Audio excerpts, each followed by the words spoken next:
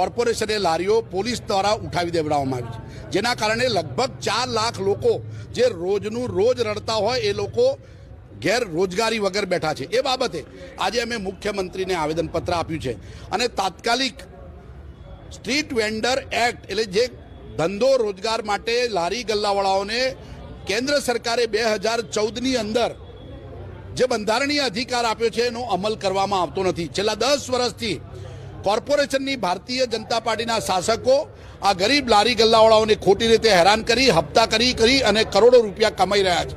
આ કાયદાનો અમલ કરવો જોઈએ અને ન થાય તો કોર્પોરેશનના સત્તાધીશો અને પોલીસ તંત્રને પણ સરકાર સજા કરી શકે છે, કારણ કે એમણે કાયદાનું ઉલ્લંઘન કર્યું છે।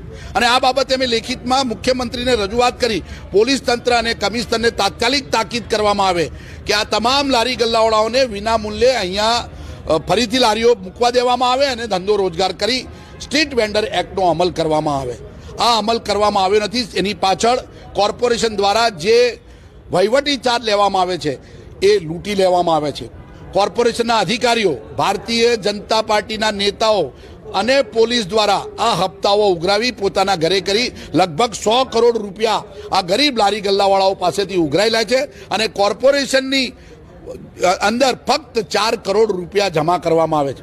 આ કૌભાંડ બી અમે બહાર પાડ્યું છે। એટલે આ બાબતે તાત્કાલિક પગલાં લેવાય, ધંધો રોજગાર આપવા માટે આ લોકોનો અધિકાર છે અને એ સરકારે ધ્યાન રાખવું જોઈએ, એ બાબતે અમે રજૂઆત કરી છે।